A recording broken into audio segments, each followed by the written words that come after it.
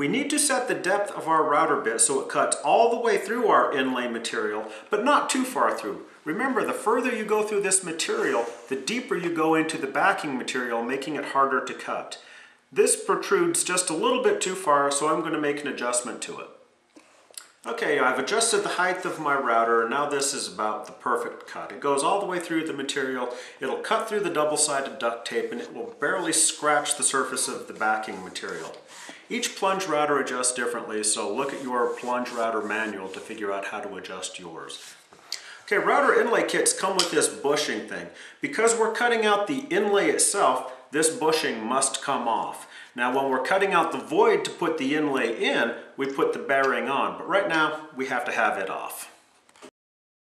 To cut out your material, what you're going to do is you're going to take your plunge router, you're going to position this bearing next to the side of the template wall, you're going to turn your router on, and then you're going to plunge it into the material. Then you're going to start to gently guide the router around the perimeter of the template itself.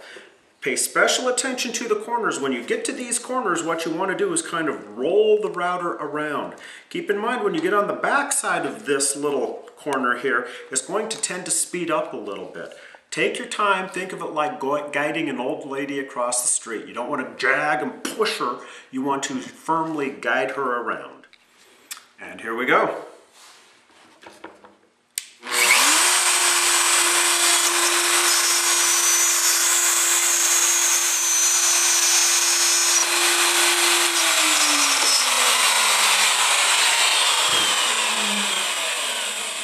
Okay, I've cut my shape out now. Don't worry if it's not exactly perfect, because once we assemble it, we'll be able to take care of any small minor gaps. Now if there's a big jagged edge in there, you might want to recut the piece out. But the piece I cut looks okay, so I'll be fine with it.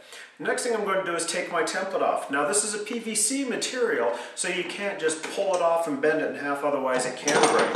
That's where the paint scraper comes in handy.